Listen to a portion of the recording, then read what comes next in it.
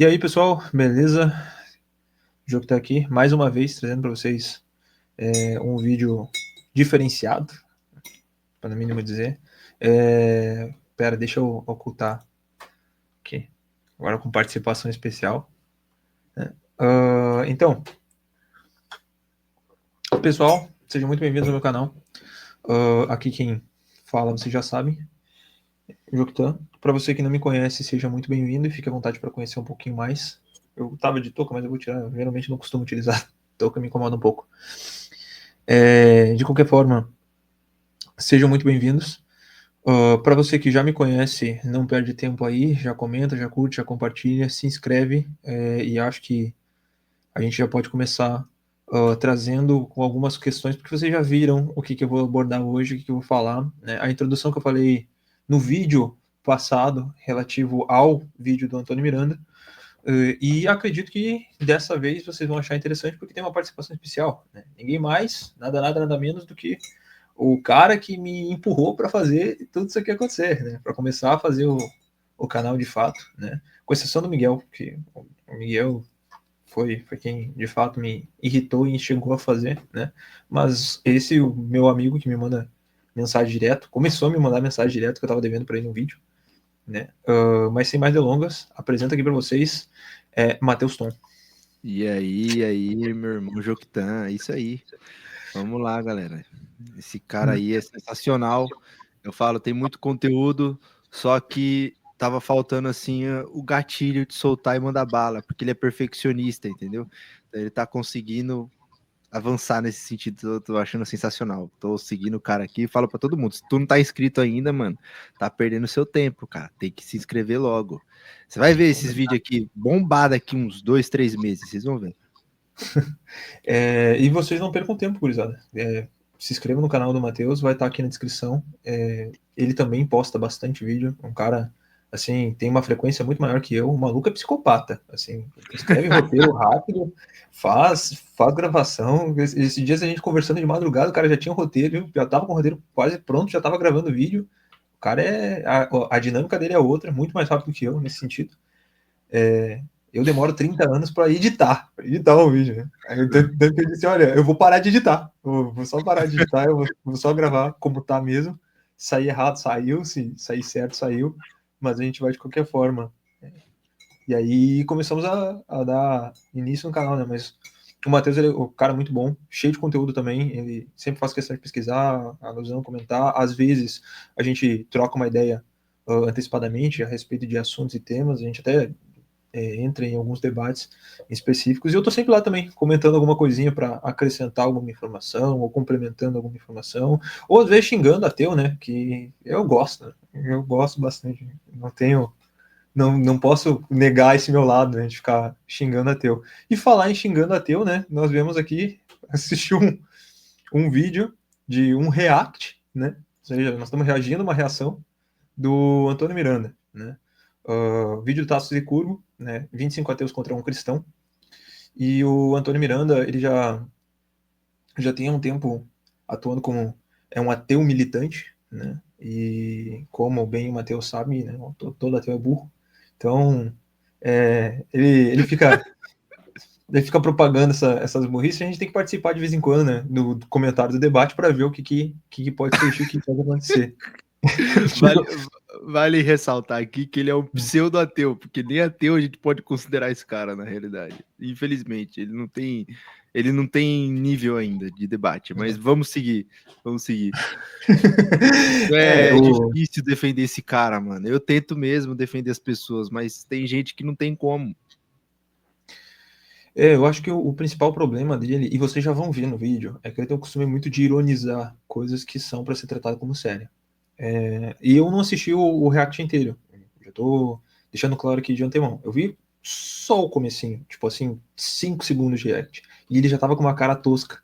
Inclusive, você, meu irmão, foi quem me deu o link para assistir esse vídeo. Porque senão nunca teria passado na minha vida esse vídeo, eu teria só passado reto.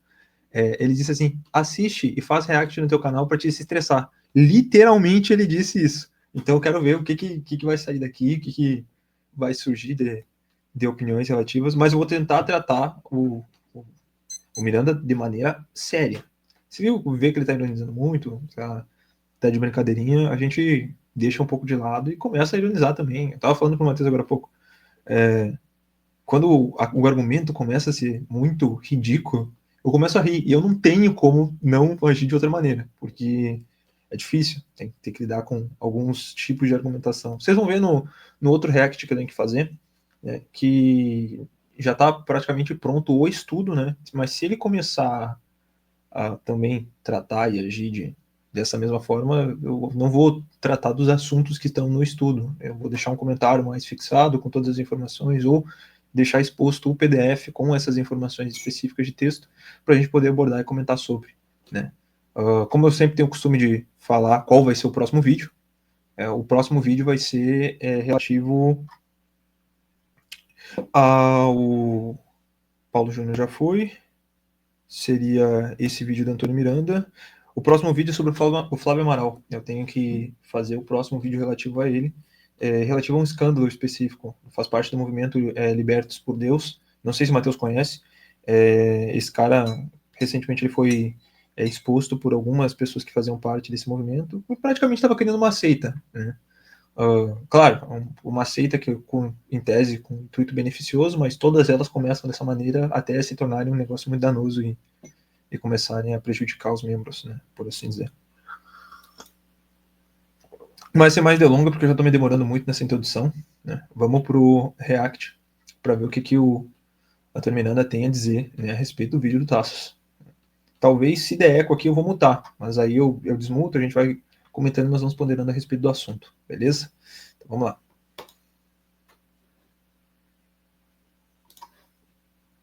Seria bem prático e objetivo. Evidência. Me mostra seu Deus. Em foto, tem alguma coisa registrada em cartório. A criação do universo é uma evidência. A Bíblia em si é um livro montado. Veio lá da época lá do Constantino. Deixa eu só responder essa situação. Desde Cara, eu já quero pausar aqui. Esse cara, eu não sei se tu já viu esse react. Na realidade, tu falou que tu viu, né? Esse cara é o mais arreado de todos. Ele é simplesmente o cara mais engraçado de todos. Ele não argumenta nada. Ele só afirma.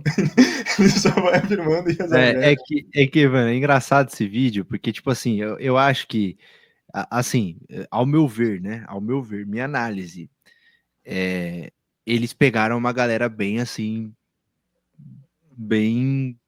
Tipo, não tava pronto para esse debate, não. Ninguém ali tava, só o Tasso, porque o Tasso é um gênio, né? Tipo assim, não tem como falar muito da capacidade técnica dele. Eu não concordo com tudo que ele diz, mas eu acho que, tipo assim, ele é um cara fora da curva, fora da curva. E aí pegaram, tipo, 25 ateus que somando não dão um dozeavos do Tasso, entendeu? Então, tipo assim, meu, não tinha como, não tinha o que fazer, né? Não tinha o que fazer ali. Era sentar e chorar. Era fazer graça. O que me pega bastante nesse sentido, né, é que inclusive, eu lembro de ter comentado contigo agora, um dos argumentos relativo ao pessoal ateísta é sobre isso, né? Tipo, nossa, pegaram o seu Zé e decidiram botar o seu Zé para debater com o Tassos. Só que o que acontece é o seguinte, né? Essa seleção de pessoas, eu não acredito que eles simplesmente tenham pego qualquer pessoa aleatória e tenham levado lá. Muito provavelmente pessoas que, primeiro, eram voluntárias para participar desse tipo de debate, né? Segundo, eram pessoas que minimamente tinham capacidade de formular ou eram de várias classes específicas. E a gente tem um princípio, né? Eu lembro de ter falado uma vez, mas não foi aqui, né? É relativo ao burro motivado, né? Existe aquela pessoa que ela simplesmente tem muita convicção na crença dela, e ela é muito motivada. E por ser motivada, às vezes ela comete gafes, né?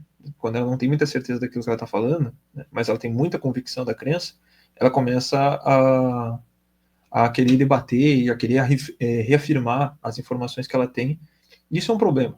Isso é um problema no sentido geral, porque ela geralmente acaba quebrando a cara, porque ela não tem todas as certezas dos argumentos que ela está passando, né? E a maioria das pessoas foi isso, né? A maioria das pessoas nesse debate do Tassos foi mais ou menos isso. A pessoa ia lá, apresentava um argumento com certeza absoluta que ia derrubar, né? Mas acabava tendo problemas em questão. Olha, mesmo que eu concorde com o Tassos e concorde também com o canal ele é enviesado. Isso aí não, é verdade, irmão. Não tem como falar que não. Tipo, eu gosto, eu tenho a mesma opinião do canal. Mas eu tenho que dar a cara a tapa e falar, mano, o canal é enviesado. Então não tenho dúvidas que eles podem ter pego tipo, uma galera bem ruinzinha aí pra debater com o Tasso mesmo. Vamos dar play, vamos dar segmento aí. Vamos dar play, vamos dar play. Só fazendo um adendo, último adendo relativo a isso. Né? Eu não sei se o Antônio Miranda vai comentar. Né? Esse vídeo do Tasso seria uma cópia de um vídeo da gringa. Né? O Jordan Peterson foi responsável por quem fez o primeiro vídeo debatendo com pessoas que eram militantes ateus de diversos segmentos, né? E eles debateram entre si, e pelo que me disseram, e pelo que eu vi também na comunidade do Reddit em específico, o pessoal, porque o Jordan Peterson, ele é católico, tá? Ele é, na realidade, ortodoxo, católico ortodoxo, e ele, tipo assim, foi amassado no debate. Teve um ateu em específico que botou ele no bolso, mas por um motivo muito simples, né? O Jordan Peterson quis falar que as pessoas que são ateus, na realidade, eles são idólatras. E o ateu simplesmente pegou no calo dele relacionado a Maria.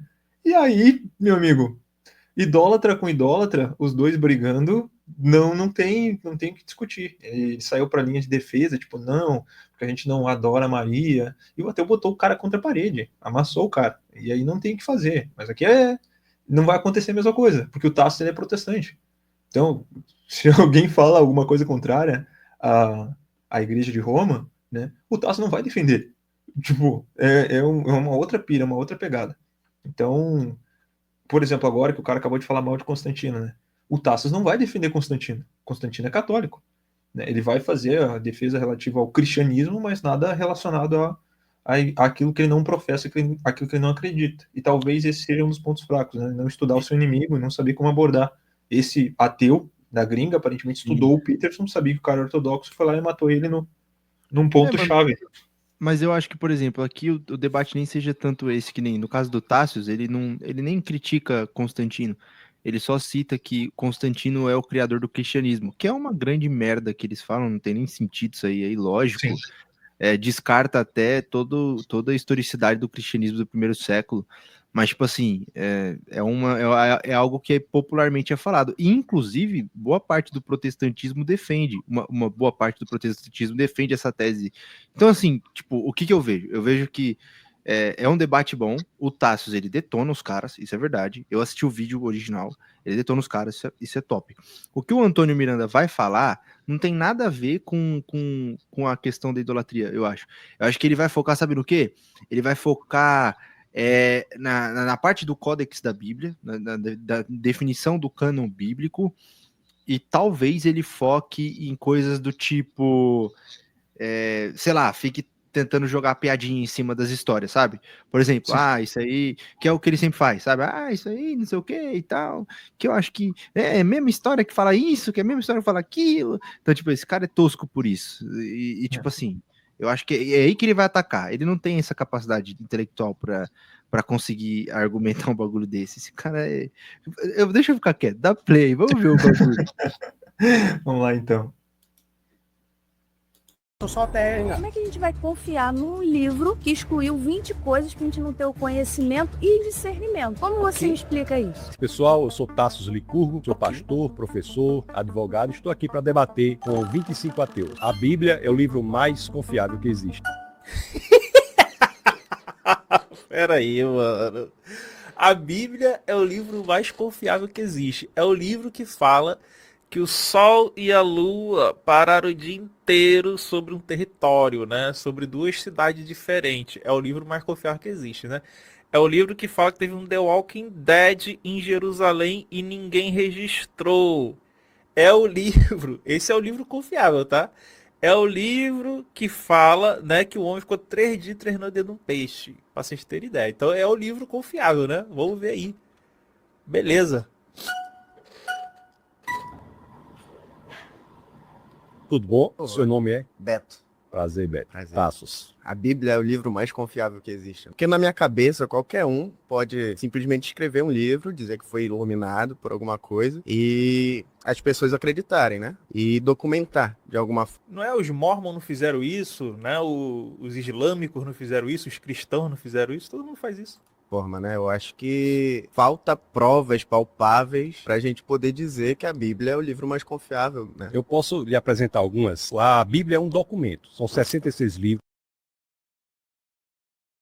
Os 39 do Antigo Testamento, 27 do Novo, escritos por cerca de 40 autores. Como? 31 dos 40 escreveram os 39 do Antigo Testamento, 9 dos 40 escreveram os 27 do Novo, num período de 15 séculos. Quando nós analisamos, são pessoas de repertório, backgrounds totalmente diferentes. Nós tínhamos pescadores como Pedro, reis como Davi, tínhamos filósofos treinados da mais alta envergadura, como é o caso de Paulo. E quando nós olhamos em 15 séculos, você tem um argumento extremamente consistente. E não é só isso. Um livro é confiável nos critérios que utilizamos na academia quando ele traz elementos no texto que podem ser investigados. A base do cristianismo, de acordo com Paulo, na primeira carta aos Coríntios, no capítulo 15, no verso 14, é um fato que não apenas se pretende verdadeiro, mas também é investigável. Quando ele diz que Cristo não ressuscitou, é vã nossa fé, é vã nossa pregação. Então veja que a base histórica do cristianismo é um fato que é público, a ressurreição pública de um homem. Existe na academia muitas pessoas que dedicam a vida ao estudo das provas históricas da ressurreição. Então um dos critérios importantes... Calma aí. Deixa eu parar aqui que a metralhadora de bosta tá demais aqui.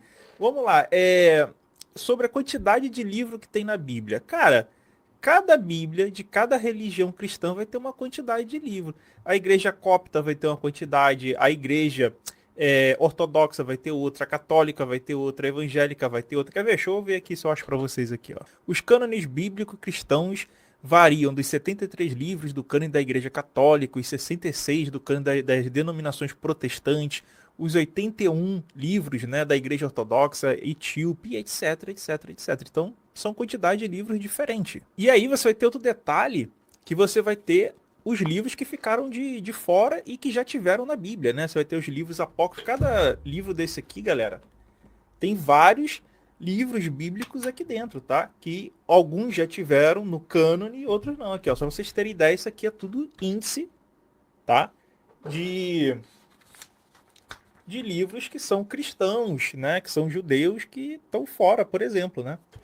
Alguns já tiveram dentro do cânone bíblico. Ó, vocês podem ver que eu tô aqui no livro de Mateus, né? E esse aqui é o Códice Vaticano no livro de Mateus, tá? Agora, olha o que acontece se eu trocar para o Apocalipse. Sumiu, né? Já não tem Apocalipse. Então, até o Apocalipse, já que está hoje na sua Bíblia, não esteve em um códice, por exemplo, no passado, né? Então, é complicada essa afirmação. E aí tem outro problema, né? Que ele falou que são 40 autores, né? Aí falou de Paulo, aí falou de Pedro, esses autores aí que são denominados, né? Só que hoje já se sabe que, por exemplo, Moisés não escreveu o Pentateuco. Hoje já se sabe, por exemplo, que não foi Mateus, Marcos, Lucas e João que escreveram os evangelhos. Especula-se até que não tenha tido um Paulo, né? Os trabalhos acadêmicos recentes têm mostrado aí que nem Paulo talvez tenha escrito. O Paulo usar que a metralhadora de bosta agora veio do outro lado, né? Cara, assim, é que começa com muita imprecisão já, né? Ele já lança a primeira falácia argumentativa relativa à variação dos cânones, né? A primeira falácia argumentativa relativo aos cânones, nenhum deles fala a respeito de Jesus. Nenhum deles tem problema relacionado a respeito de Jesus Cristo. Por quê? Por que isso acontece? Aí a gente vai entrar na questão de historicidade bíblica, né? A gente vai entrar em umas questões básicas que a gente chama da religião. Quando a igreja ela criou, né, os seus primeiros concílios, entre eles nós tivemos alguns concílios que foram relacionados para debates relativo ao cânone bíblico, né? E nesses debates relativos ao cânone bíblico, nós tivemos algumas menções de livros que anteriormente já estavam compostos. Por que eu digo isso? No antigo período, que a gente pode chamar entre os cristãos de período de silêncio bíblico, onde nenhum texto mais foi escrito, nenhum documento mais foi registrado ou criado, os judeus eles precisavam fazer um registro específico, né, de quantos livros que eram, de como que era feito, e dependendo da região, havia-se uma variação de livros que eram aceitos ou não, dependendo de quão era próxima a situação de aceitação daquela cultura, daquele povo específico. Vou dar um exemplo claro, né? A Carta de Judas, por exemplo, ela vai mencionar o livro de Enoque. Hoje a gente sabe que a Carta de Judas ela foi direcionada para uma população específica que aceitava o livro de Enoque como parte do cânone, né? Por isso a gente vai ter debates relativos se deveria fazer parte ou não, mas tudo isso vai entrar no critério, na esfera de investigação do cânone bíblico. Tá? Durante um período muito grande da universalização do cristianismo, a gente tinha o mesmo cânone preservado, tá? Com debates relativos ao cânone do Antigo Testamento, que era sobre aquelas coisas que a gente poderia ou não auferir e verificar, né? Os próprios judeus eles já tinham debates relacionados a isso, né? Vamos lembrar, os fariseus e os saduceus debatiam a respeito do cânone bíblico, né? O que poderia ser aceito como parte fundamental da Escritura, no caso a Torá, né? E o que não poderia ser aceito. Os fariseus acreditavam que todos os livros, incluindo os profetas, né, e os livros históricos e os poéticos, deveriam fazer parte da escritura da Torá, enquanto os saduceus acreditavam que somente os 5 primeiros livros deveriam fazer parte dos livros da Torá e eram considerados e tinham peso de escritura. Ou seja, os saduceus eles só liam esses livros, enquanto os fariseus eles liam todos os outros. Fora isso, havia todo um debate relativo à interpretação, mas a gente vai ter, fundamentalmente falando, livros idênticos dentro do nosso cânone e debates relativos a quais textos faziam parte dos primeiros livros ou não. Uma menção que ele vai fazer aí é relativo ao livro do Apocalipse. Tá? Essa situação se dá por conta da verificação daquele material que estava ali. O livro de Apocalipse, se vocês lerem todos os livros, vocês vão perceber que é um livro mais difícil de se interpretar, porque ele é um livro, primeiro, um livro de profecia, segundo, é um livro com difícil verificação e estudo. Eu não me arrisco a fazer exegese bíblica do livro de Apocalipse. Eu tenho 1 ano em convertido. Quem dera eu tivesse a capacidade. Porque se eu tivesse a capacidade de fazer exegese do livro de Apocalipse, eu teria capacidade suficiente para fazer exegese de todos os livros bíblicos, sem problema nenhum. Porque o livro de Apocalipse ele faz menção de todos os outros livros. Ele vai fazer menção do livro de Gênesis, do livro de Êxodo, Levítico, Número, Deuteronômio. Ele talvez não faça menção daqueles livros que a gente chama de livros poéticos, que são mais para o lado do sentido erótico, como, por exemplo, Cantares de Salomão, que é um livro que também é chamado de Cânticos dos Cânticos, né? E ele vai tratar de um relacionamento de um rei com a sua esposa. Talvez não trate de Neemias, talvez não trate de Esther, talvez não trate de uma série de outros livros que são contextuais históricos, mas os livros fundamentais que a gente chama, que são livros de estudo mesmo, que vão falar a respeito do comportamento, da ética, da conduta, da doutrina, tudo internalizado, né? Eles vão estar no livro de Apocalipse. Tu consegue analisar ali, tu consegue estudar numerologia e várias e diversas menções que vão ser pautadas no Novo Testamento. E é tão difícil isso que realmente, o Antônio Miranda, ponto para ele, não estava em muitos cânones. Mas não é porque havia discordância, é porque estava sendo estudado. E outra, isso é mais um motivo, pesa contra ele, nesse sentido. Porque o fato de nós termos vários livros dentro da nossa Bíblia, primeiramente, já demonstra que o estudo relacionado às divergências que nós temos de livro demonstram que nós queremos o mais confiável possível dentro da Escritura. O que isso quer dizer? Quer dizer que nem todo mundo vai concordar que existem livros extras dentro da Bíblia, como os católicos, por exemplo, que tem 73, e eles vão dizer, esses são os nossos livros originais e tudo mais. Os protestantes que vão dizer o cânone judaico é o cânone correto, porque possui 66 livros. Os ortodoxos que já vão aceitar um pouco mais de livros, já vão ser menos flexíveis, vão ser mais flexíveis nesse sentido. Então a gente tem 81, os etíopes que já tem mais gama de livros ainda. Então essa situação toda só demonstra a confiabilidade que a gente tem, ou seja, não vamos aceitar qualquer tipo de livro.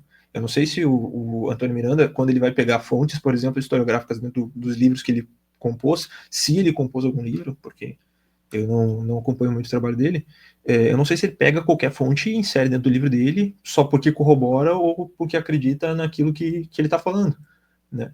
Isso, inclusive, é um critério básico acadêmico de minar aqui o estudo específico que está sendo apontado, né? Se existe maneira de refutar aquele estudo, eu acho que é mais pertinente, mais interessante, então, pegar-se e apresentar isso e estudar um tema que possa acrescentar ou que possa rebater aquelas acusações que estão sendo feitas dentro do próprio livro, né? Coisas que são básicos, né, de academia. E no caso do cristianismo, eles tiveram tanto zelo e tanto cuidado que até um livro que fazia parte do cânone de fato, que é o livro de João, estava ali dentro. E claro, a gente tem outros tipos de debate, né? Isso entra muito na questão da crítica textual, né? A gente fala, por exemplo, parábolas que estavam num livro específico, depois trocaram de livro, os diferentes tipos de morte de Judas, né? João vai falar, aliás, Pedro vai falar que Judas caiu de um penhasco e se matou em Atos dos Apóstolos. João, se eu não me engano, e Lucas vão mencionar que o cara se enforcou, né? Então são diferentes tipos de relatos que a gente tem ali, e cada um deles vai abordar de uma maneira diferente, quando na realidade a gente sequer sabe, né, se aquela menção que Pedro vai fazer, né, relativo ao que aconteceu com Judas, não foi algo que foi relatado para ele, né, de uma informação incorreta que passaram para ele, ou para os próprios escritores da Bíblia, o que eu duvido muito mais, né, porque o Lucas, ele era historiador, então, grego historiador, profundamente, ele pegou as informações ali e anotou, ele deveria saber essa informação. Existe um terceiro tipo de morte de Judas, né, que estava acrescentado na Bíblia até um certo tempo e depois foi removida por causa do caráter específico que estava fazendo parte, que é Judas comprou um campo, né, a cabeça dele inflou e explodiu. O relato relativo a essa situação, que depois se torna questionável e depois se retira. Então, não sei o que ele quis dizer quando ele quis levantar isso. Agora, outro ponto que eu acho extremamente engraçado é ele ter levantado a respeito da historicidade de Paulo. Quer dizer, o Antônio Miranda ele já levantou uma vez a respeito da historicidade de Jesus Cristo. Ele tomou um pau jamais visto do Iago Martins relativo a isso. O cara pegou textos históricos falando a respeito de Jesus, né? Apresentou os textos, simplesmente jantou. Tanto ele quanto o rapaz lá, que eu esqueci o nome dele. Como é que é o nome dele? Tá, esqueci o nome do cara. Enfim, se eu esqueci, porque não merece ser lembrado. Esse cara simplesmente foi lá, falou a respeito da historicidade de Jesus, foi amassado, foi destruído, triturado, né? E agora ele vai debater a respeito da historicidade de Paulo, ou seja, Paulo que é muito mais fácil de se conferir, né? Paulo que tu tem registros que o cara realmente foi morto, foi decapitado, Paulo que não é mencionado só em um livro, mas sim em vários, Paulo que é mencionado inclusive pelos judeus como uma figura histórica de fato, que fazia parte do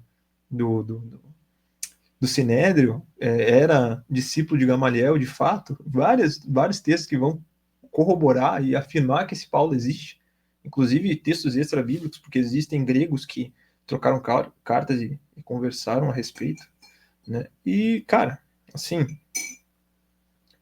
completamente absurdo, né? Eu não sei se o Matheus quer falar alguma coisa, eu realmente tô monopolizando isso aí, mas...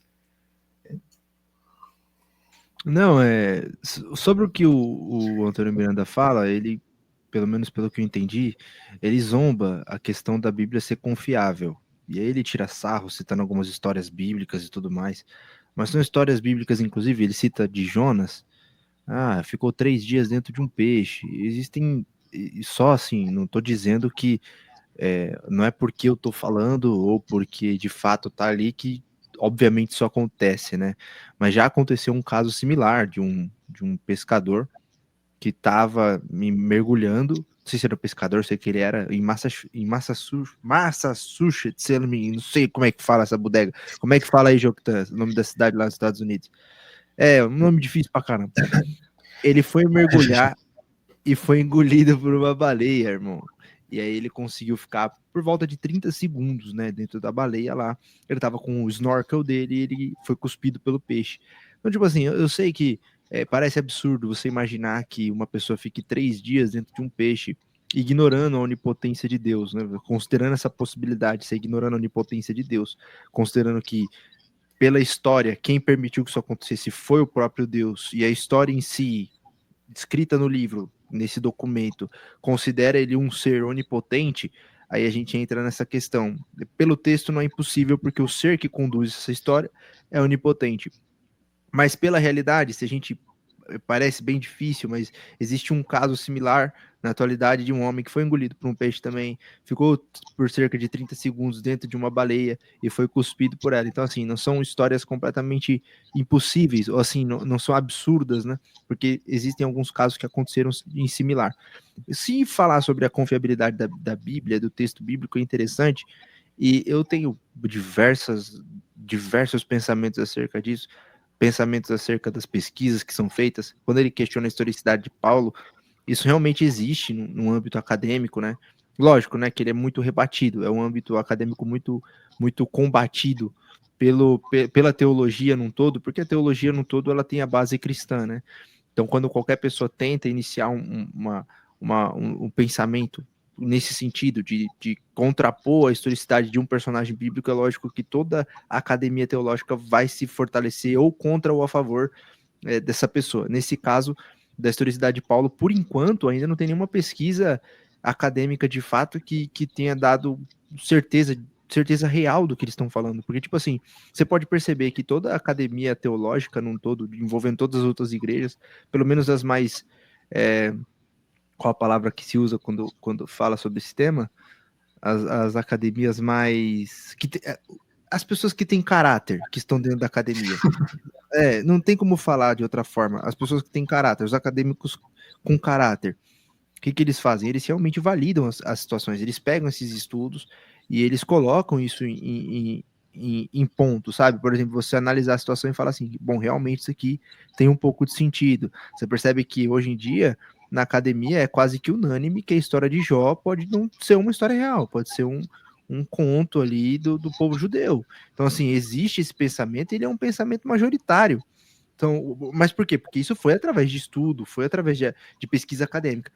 É o caso, se um dia, porventura, e eu creio nisso, tá? Eu não tô falando eu não acredito nisso que ele falou de Paulo, mas se um dia lá na frente for comprovado academicamente, com validade acerca de Paulo, eu não tenho dúvida que a igreja também não falaria, mano, tem sentido, porque foi comprovado historicamente, veio através das pesquisas, porque a igreja, a fonte de todo o conhecimento, de toda a ciência é a igreja. Então, assim, é o que o próprio Tassos fala, os próprios pastores dizem, a origem das universidades vem da igreja, tudo isso vem da igreja. Então, eu acho que, assim, o Antônio Miranda, o único problema dele aqui é que ele falha em querer transformar esse debate em um debate esdrúxulo, sabe? Uhum. Que não precisa ser. Por exemplo, ele cita também uma outra parte aqui, eu já vou concluir para a gente seguir. Ele cita uma outra parte aqui que ele fala do Codex, né, que você até citou, sobre a questão do estudo tal, foi perfeito. Quando você não encontra o Codex, não quer dizer que foi excluído nenhuma censura, ou não quer dizer que, tipo assim, eles escolheram, colocaram, acrescentaram. Mas, de fato, você pode pesquisar, você pesquisa em pode ter o Google, cara, você pode ser tipo assim, um esforço mínimo, tá ligado? Vai no esforço mínimo, você faz uma pesquisa de esforço mínimo, você vê que a Bíblia tem mais de 5.800 manuscritos gregos do Novo Testamento. Cara, pensa, 5.800 textos em grego do Novo Testamento com poucas variações.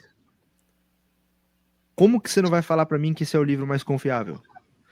A confiabilidade na questão arqueológica vem disso, de você pegar várias cópias e você analisar a diferença de uma para outra. Então, assim, é lógico que ele quer tirar um sarro, que ele quer zombar, transformar o debate de uma forma esdrúxula, mas ele falha, porque, sinceramente, isso não é minimamente honrado, não é legal fazer isso que ele está fazendo.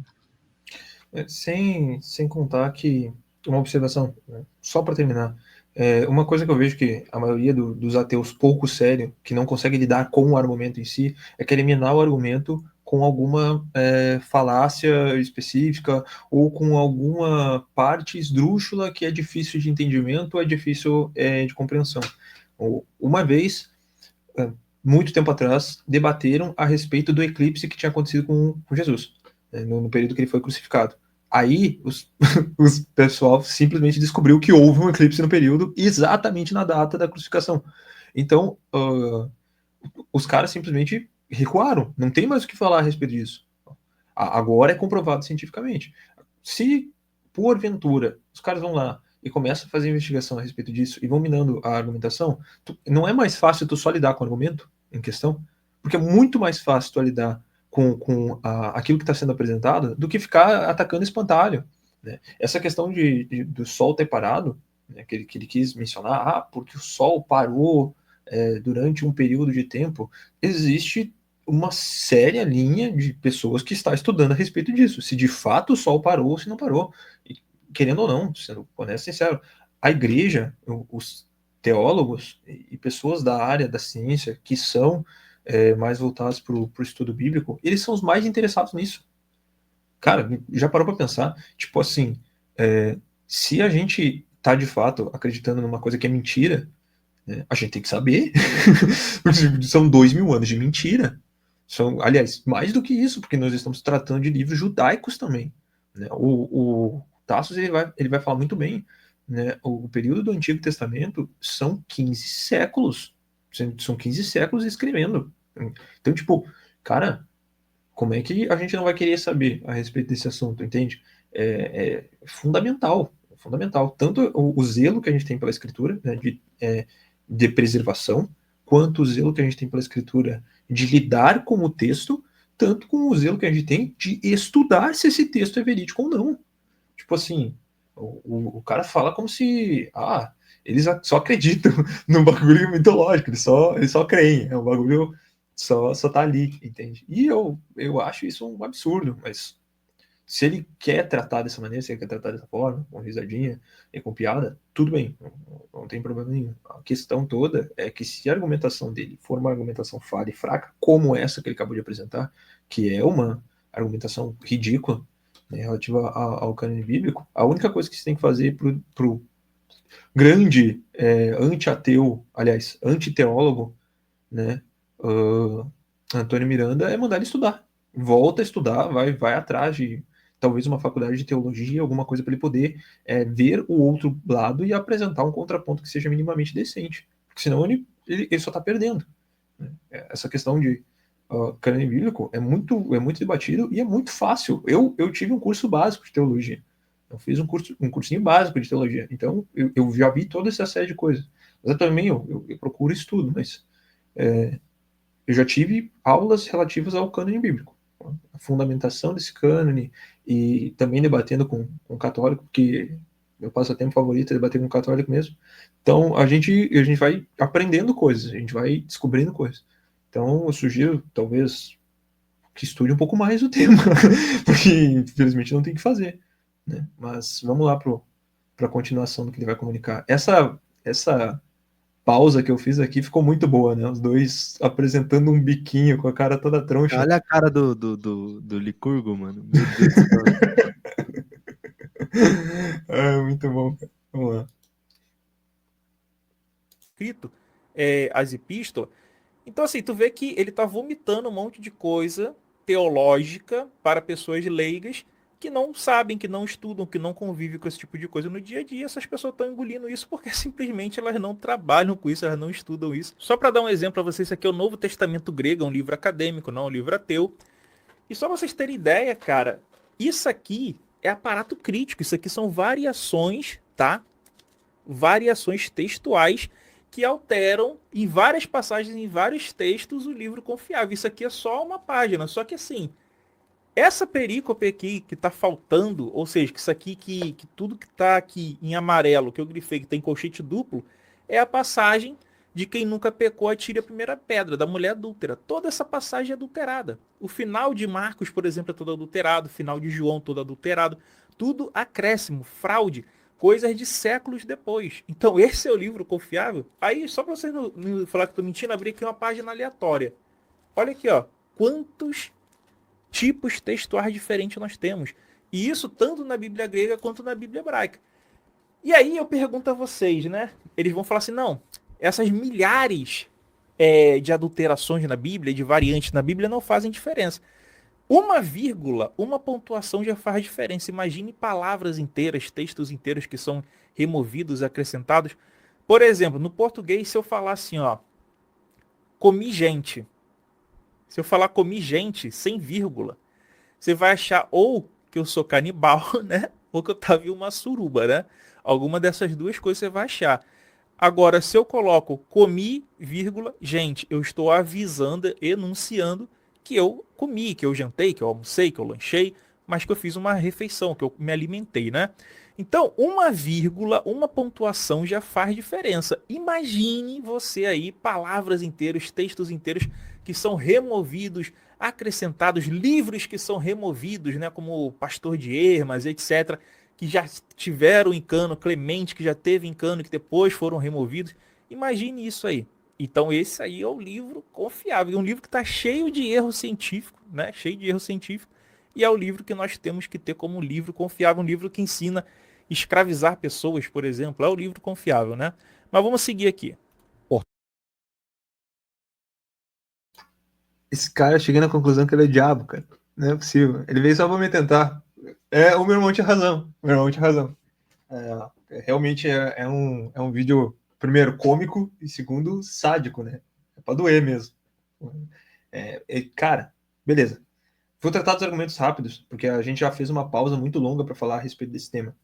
Né? Passagens que são adulteradas, de fato.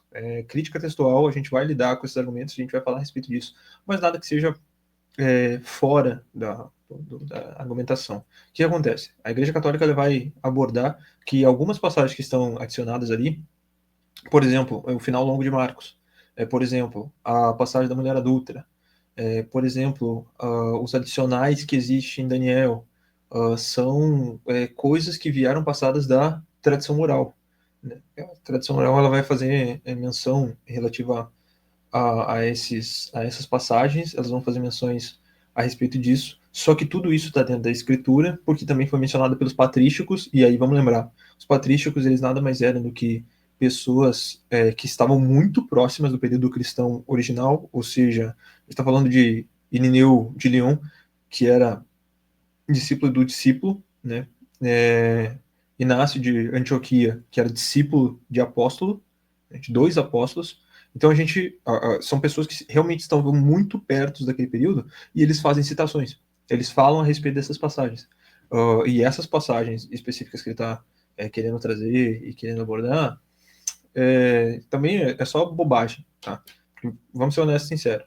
Essa passagem do final longo de Marcos, que ele quis fazer menção relativa a isso, também faz parte do que a gente chama de fonte que pode ter sido a fonte inspiracional para a criação dos primeiros textos que a gente fala do cânone bíblico que falam a respeito dos evangelhos. A fonte que nada mais é do que um evangelho em comum que foi perdido durante muito tempo e que ele claramente apresenta pontos em comum com os outros evangelhos, ou seja, o evangelho de Mateus, o evangelho de Lucas, o evangelho de João não tanto, mas também tem, e o evangelho de Marcos, todos eles copiaram uma única fonte, que é chamada de fonte Q, e essa fonte Q foi a inspiradora para esses textos. Claro, existem aquelas variações. Por quê? Porque existem textos que foram acrescentados mais, textos que foram acrescentados menos, enfoque que um dá para uma coisa, enfoque que outro dá para outra. Enquanto Lucas, por exemplo, quer falar a respeito da historicidade, vai falar a respeito do servo. Aliás, vai falar a respeito da historicidade, enquanto Marcos vai falar a respeito do servo sofredor. São evangelhos mais curtos. Mateus vai falar para os judeus com uma primeira versão em aramaico, com uma ideia específica de mencionar. João vai falar a respeito da divindade de Cristo Jesus. Cada um deles vão ter uma abordagem diferente, um jeito distinto de falar sobre o mesmo tema, que é a respeito da vida de Jesus Cristo.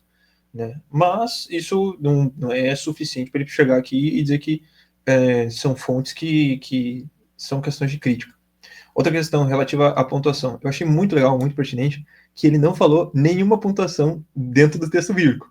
Ele inventou uma frase para poder lidar com aquilo que ele está falando a respeito da pontuação. Né?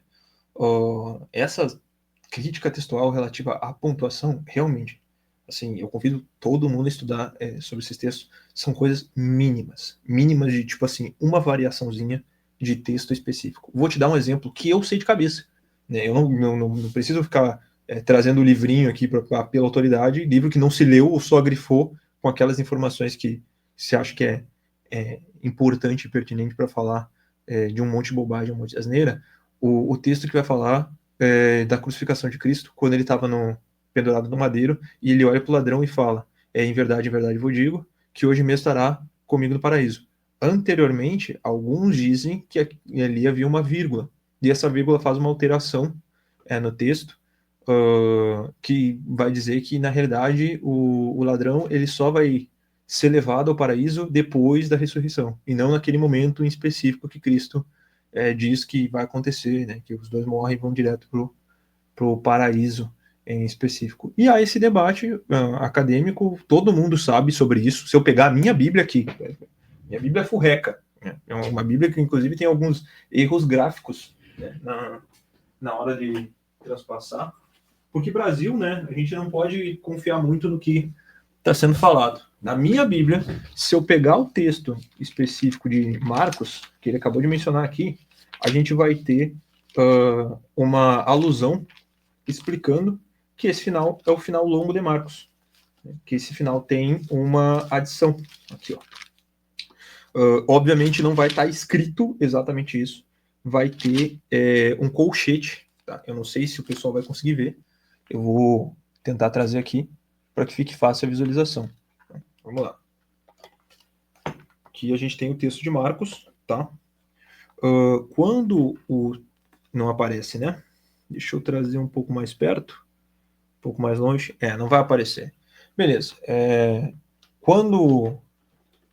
Agora eu vou pegar e fazer uma pesquisa e a gente vai falar a respeito desse tema aqui. Mas só para que vocês entendam. De fato, existe uma adição, e essa adição começa em Marcos capítulo 16, a partir do versículo 9 até o versículo 20, que aí a gente chama de final longo de Marcos. E é debatido relativo a isso, mas não é algo muito difícil de se entender, né? Essa parte específica ela vai estar sendo falada em outros evangelhos. Sobre o evangelho de João, que ele vai mencionar que tem partes adicionadas, não existe parte adicionada no evangelho de João. Existe uma mudança de posição do texto. O texto de João, que vai falar a respeito da última conversa que eles tiveram, foi o último texto que João quis dar ênfase e quis dar enfoque, para inclusive falar o motivo pelo qual ele foi o único apóstolo que não morreu. E aí vai ser mencionado isso lá dentro daquele texto. Mas isso aí a gente vai debatendo mais à frente.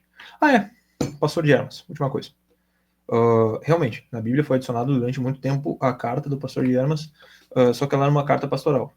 O debate relativo se deveria ser acrescentado ou não dentro da Bíblia, houve, de fato, só que eles perceberam que aquilo não tinha peso de escritura, assim como tantos outros textos também que não tinham peso de escritura. São Jerônimo, por exemplo, vai falar a respeito dos 7 livros deuterocanônicos. Esses livros estavam inseridos porque o Papa tinha pedido, só que eles não tinham peso de escritura. Eles não tinham força suficiente para ser considerado texto de escritura, mas era um texto de edificação, assim como o texto do pastor de Hermas, que ele quis trazer e quis ressaltar e falar a respeito desse tema em específico. Não sei se o Matheus quer adicionar alguma coisa na hora de falar.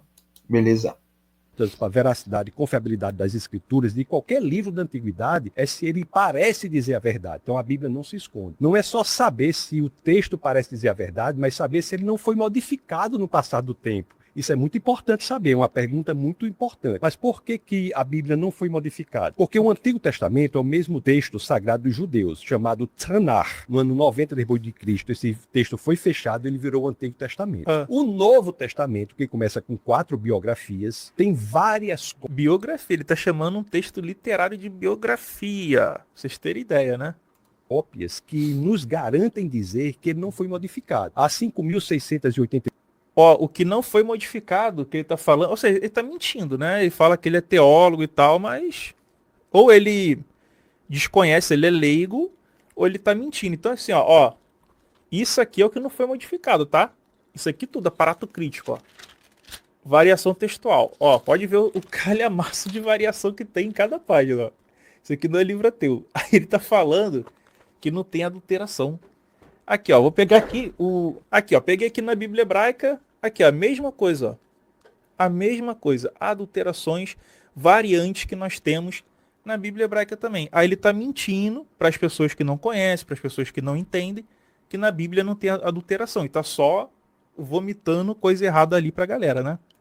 36 cópias só do Novo Testamento. Para que o senhor tenha uma ideia, se você colocasse as 5.686 cópias uma ao lado da outra, elas são 99,5% dos casos idênticas. Do 0,5% de discrepância, 80% do 0,5% de discrepância diz respeito unicamente a questões de ortografia. Mas nós temos aqui, tanto no critério de dizer que o texto fala a verdade, quanto no... Ortografia, textos inteiros ali que são suprimidos, textos inteiros ali que são adicionados, livros inteiros que são retirados, livros inteiros que são acrescentados. Aí ele vai falar que é questão de ortografia. E até questão de ortografia, uma letra que você muda, você já altera todo um sentido. Uma vírgula que você muda, você já altera todo o sentido, tá? Então isso aí é bobagem.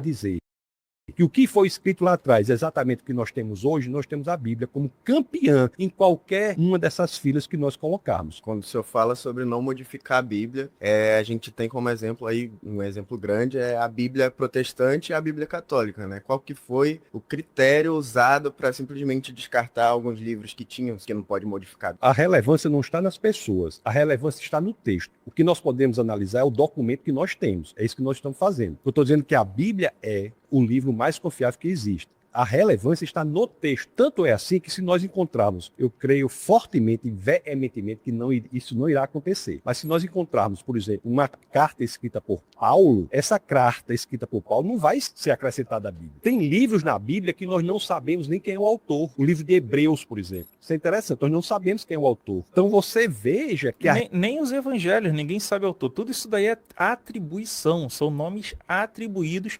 no final do segundo século.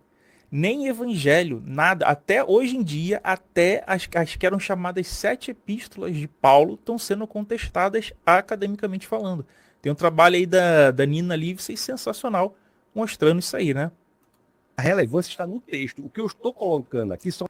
O texto entra em contradição a todo momento, um em relação ao outro. Por exemplo, você chega em um evangelho, a tumba de Jesus está fechada. Tem que descer um anjo para abrir a tumba. Você chega em outro, está aberto. Você chega em um, tem um cara lá dentro. Você chega em outro, está vazio. Você chega em outro, tem 2 caras que aparecem. Em um texto, Jesus é visitado por 3 pessoas. Em outro, ele é visitado por pastores. Então, assim, é complicado quando você pega, por exemplo, a genealogia de Jesus e o pai de José é Jacó. No outro, o pai de José é Eli. Fora os outros erros na genealogia, né? Então, cara, eu não sei qual o tamanho da honestidade dessas pessoas, por que elas decoram essas coisas. Isso aí tudo que ele falou, você viu que é decorado, né? Ele falou assim, decorado, tudo isso que ele falou, no intuito de enganar as pessoas, cara. No intuito de enganar. Ou então ele desconhece, ou então ele é leigo, não estudou, porque não sei para que fazer isso. Isso aí é simplesmente mentir para as pessoas. Ou ele não conhece, entendeu? Ele foi ensinado dessa forma e está ensinando tudo errado. São elementos de extrema relevância que dizem respeito ao texto, independentemente do... Tu quer falar alguma coisa? Não, começando pelo fato. Eu só quero falar sobre o pai de José, só isso. O resto você fala. Cara, a questão do pai de José é o seguinte. Cada texto cada evangelho tem em si um propósito. Isso aí é fundamental quando você estuda o evangelho em si, porque se você começa a ler o evangelho simplesmente por ler, que nem ele fez, dá para perceber isso. Por exemplo, ele não tá fazendo uma análise de fato de um documento. Quando você analisa um documento, primeiro, você não vai pegar uma certidão de óbito e vai ler ela e falar assim, bom, isso aqui é um texto. E alguém aqui tá morto. Não, você tem que entender qual que é a funcionalidade do documento. Qual que é o objetivo do documento. Você tem que entender todas essas questões. O Evangelho de Mateus, que cita a linhagem de Cristo, que se eu não me engano, assim, salvo engano, no Evangelho de Mateus, o pai de Jacó, o pai de José é Jacó, é chamado de Jacó, E no Evangelho de Lucas é chamado de Eli. Mas cada um tem um propósito. O Evangelho de Mateus tem o propósito de mostrar para os judeus a genealogia legal, a genealogia real de Cristo, enquanto Lucas tem o propósito de mostrar a genealogia biológica de Cristo. Então são duas questões bem diferentes. É uma das explicações que tem hoje em dia na academia. Mas existe sim essa questão dos dois evangelhos, se você for analisar. Cada um tem um propósito diferente. Então você tem que olhar para cada evangelho com cada olhar a perspectiva do autor. E é exatamente isso que as pessoas têm que analisar. Por exemplo, tem gente que diz que e quando ele cita Eli, ele está citando o sogro. Então, tipo, fica meio que composto. Por exemplo, na genealogia de Lucas está citando a ascendência de Maria e tal, mas são várias explicações diferentes. No final das contas, não dá para você saber qual que é a real. Você entendeu? Então, tipo assim, isso é uma discussão acadêmica, é uma discussão teológica, e aí entra o quê? Entre as possibilidades. Não tem como você saber qual que é a verdadeira. Então, qual que é a lógica aqui? Pegar exatamente o contexto inicial do evangelho. Qual que é o propósito do evangelho de Mateus? Mostrar a linhagem legal, a linhagem real, que chega até Davi, portanto passa por José. Agora, a genealogia passada por Cristo, por Lucas de Cristo, tem outro fundamento, que é o fundamento biológico, e faz ascendência pela mãe, e assim vai. Então é essa a explicação desse tema. Agora o resto eu deixo com o Joktan e ele detona. Cara, um ponto a acrescentar na informação que o Mateus falou. Lembra que eu tinha mencionado antes que o Evangelho de Mateus ele é voltado para os judeus? Ele é específico para os judeus. Tanto que o primeiro texto do Evangelho de Mateus, que hoje eu não tenho ciência se a gente já possui o texto em questão, ele é citado pelos patrísticos como sendo escrito em aramaico. E aramaico era o idioma dos judeus naquele período. Tá?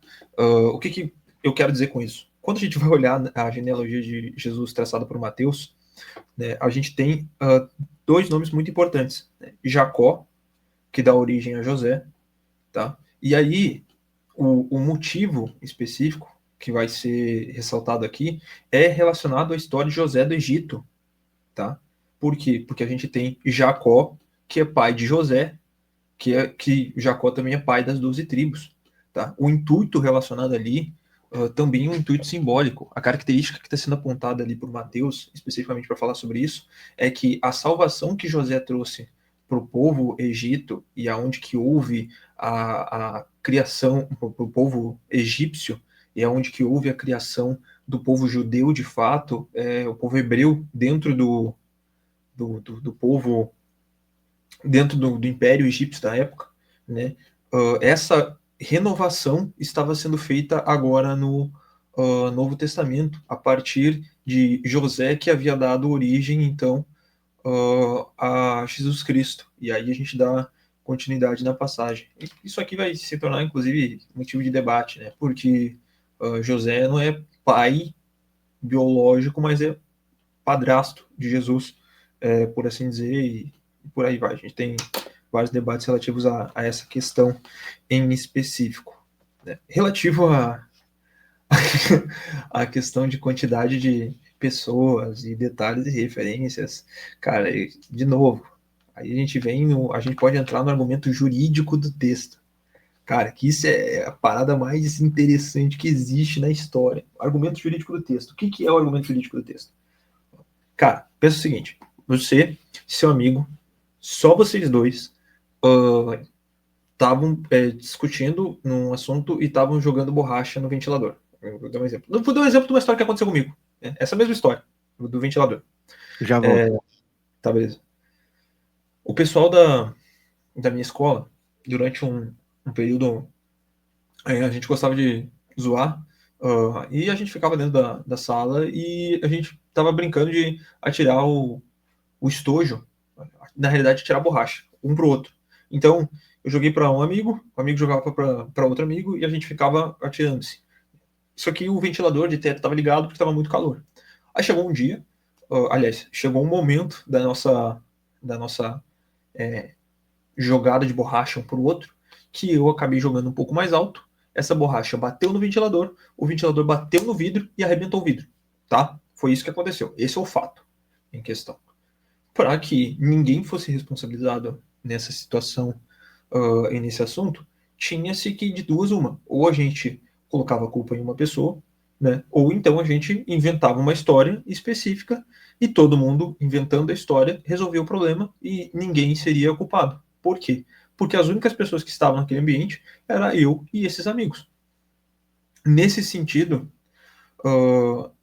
percebe-se que foi necessário fazer um conluio de informações, foi necessário concatenar aquilo que a gente iria dizer, o que a gente não ia dizer, só para deixar claro, no final das contas eu assumi a culpa, porque de fato tinha sido eu, peguei, bati no peito e falei, não fui eu mesmo, acabou, a gente assumiu a responsabilidade sobre, eu assumi a responsabilidade sobre isso e tranquilo, mas fizesse um conluio, fechava essas informações e trazia elas à tona em vigor, e se a gente contasse a mesma história todos em conjunto, né, ninguém iria desconfiar de absolutamente nada. Poderia alguém vir para nós e fazer perguntas a respeito do tema e todo mundo iria falar a respeito da mesma coisa.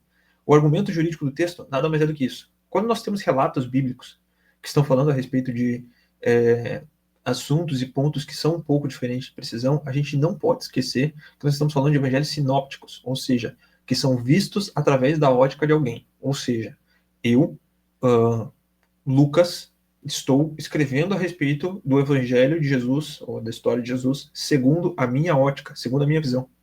E aí é óbvio que a gente vai ter imprecisões. É muito óbvio que a gente vai ter imprecisões. Mas isso não é, de novo, argumento suficiente para que você pese isso e diga, há contradições bíblicas. Por quê? Haveria contradições bíblicas se tivessem textos que de fato resultassem em contradições opostas 100%. Né? Por exemplo, um texto está falando que existiam 2 pessoas, no outro texto está falando que não tinha nenhuma pessoa. Aí a gente tem problema. Por quê? Porque aí a gente tem uma contradição. Um está dizendo que tem gente, outro está dizendo que não tem. Só que, se a gente tem um texto que está dizendo 2 pessoas apareceram e falaram a respeito de tal coisa, e outro texto está falando uma pessoa apareceu e falou a respeito de tal coisa, e os 2 textos, né, estão falando a respeito da mesma história, do mesmo relato, só quer dizer que uma pessoa específica deu ênfase e deu vigor em um assunto, em um tema, enquanto a outra deu ênfase em uma pessoa específica. Quando essa situação acontece, pesa-se então os 2 textos e verifica-se quais eram os critérios avaliativos daquela questão. Vamos dar um exemplo. Se Mateus contradiz Lucas, não tem um problema, porque Mateus estava com Jesus Cristo quando ele fez o relato. Né? Então, meu horário de oração. Então, a gente tem um tema direto relacionado a um debate específico relacionado ao número de pessoas. Agora, Lucas não estava lá.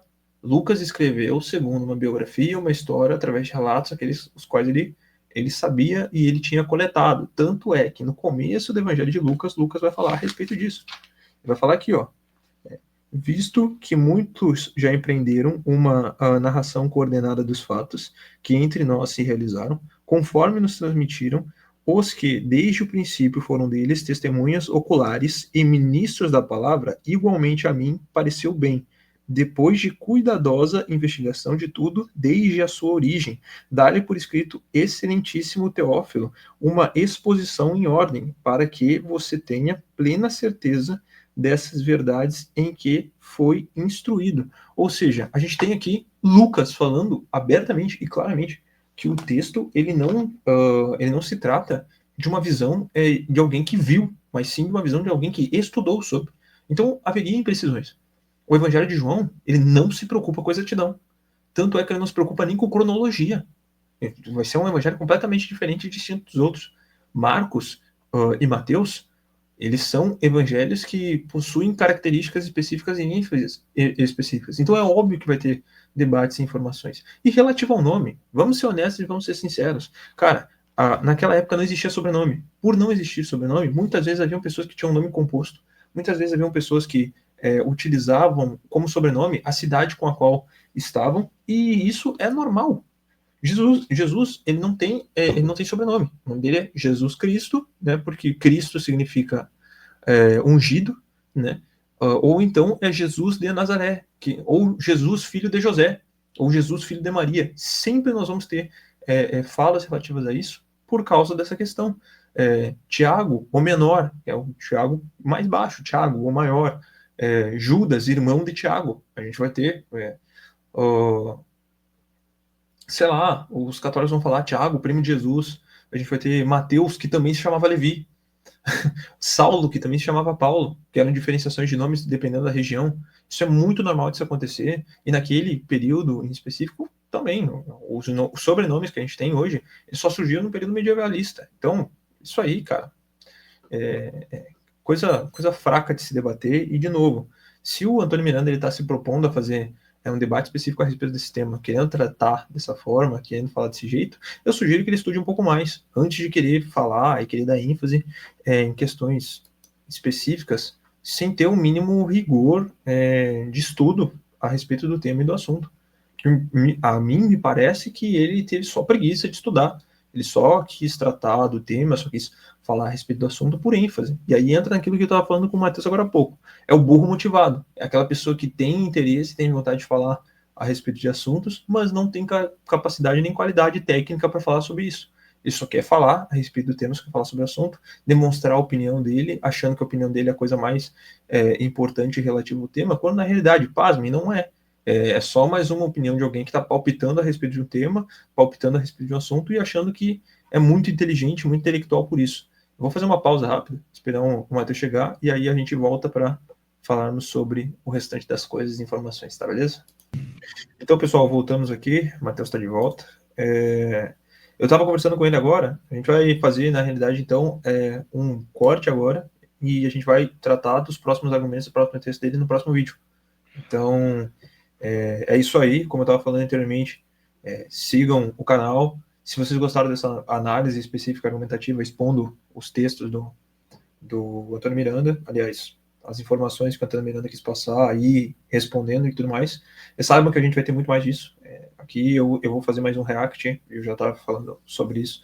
Eu estou um pouco embaralhado a respeito das ordens de vídeo que eu estou gravando, tem um vídeo ainda para gravar, relativo aos desigrejados.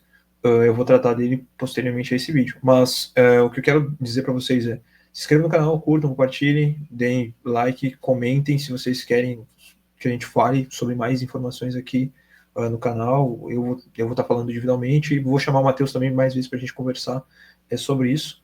Mas, a princípio, esse é o vídeo que eu gostaria de deixar para vocês para esse primeiro momento. Agora a gente vai levar mais à frente, vamos gravar mais um pouco. E vamos deixar ele dividido em mais partes, provavelmente parte 2 ou parte 3, mas com toda certeza, vou tentar reduzir o máximo de falas possível. É que o Miranda, ele levanta uns pontos assim que é muito fácil de rebater, muito fácil de levantar, e a gente vai falando muito, acaba minando, inclusive, algumas coisas que o próprio Tasso já estava falando durante o vídeo, mas beleza, é o que eu tenho para dizer, é o que eu tenho para deixar para vocês. Agora é isso. Matheus, quer falar alguma coisa? Valeu, falou, e não se esqueça de curtir o vídeo do cara, que o vídeo do cara é top. E não se esqueça de se inscrever no canal do Matheus. Isso é muito importante, fundamental. A gente vai fortalecer essa amizade. Não, porque se você não se inscreve, depois ele não vem mais aqui, né? Já tenho meia dúzia de inscritos. Se a minha meia dúzia de inscritos não for fiel, não, relaxa, aí vai bombar ainda. Segura. Mas vai dar tudo certo, gente. Enfim, é isso. Espero que vocês tenham gostado. Beleza.